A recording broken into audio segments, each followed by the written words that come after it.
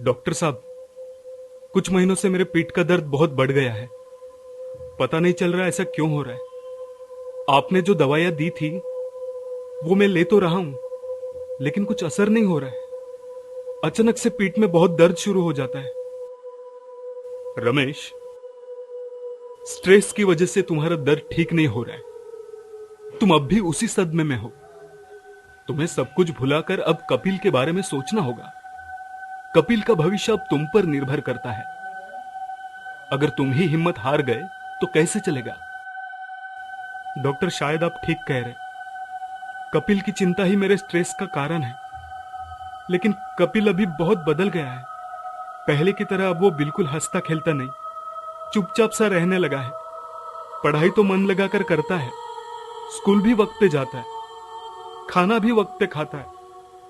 लेकिन न जाने वो मुझसे अब दूर दूर रहने लगा है, और वो उसके बारे में कभी जिक्र भी नहीं करता।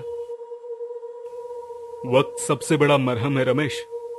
उसे थोड़ा वक्त दो, वो धीरे धीरे सब भुलाकर फिर से पहले जैसा हो जाएगा। भगवान पे भरोसा रखो, वो सब ठीक कर देंगे।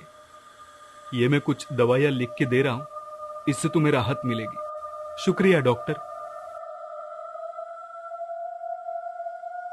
12 साल का कपिल उसके पिता रमेश के साथ रहता है। कपिल बहुत होशियार बच्चा था।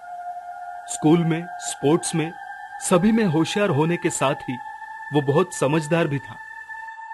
लेकिन कपिल के इसी स्वभाव के कारण उसके पिता रमेश को उसका ये बिहेवियर दिन ब दिन अजीब सा लगने लगा था।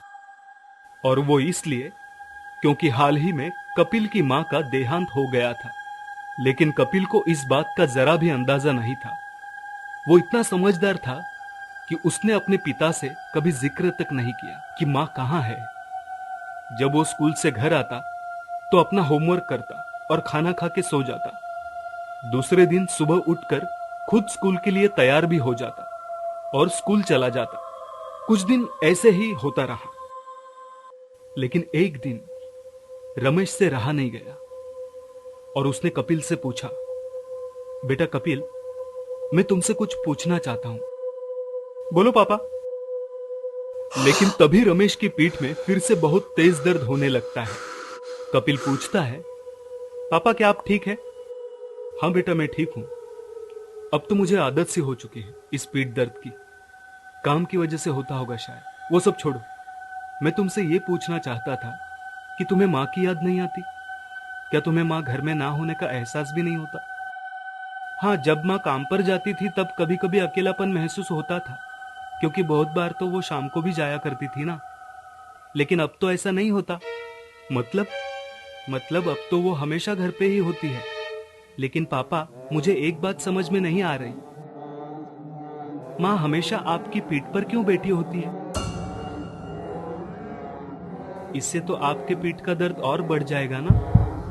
ये सुनते ही रमेश के होश उड़ जाते हैं। उसके पसीने छूटने लगते हैं। डरते हुए वो पीछे पलटकर आईने में देखता है।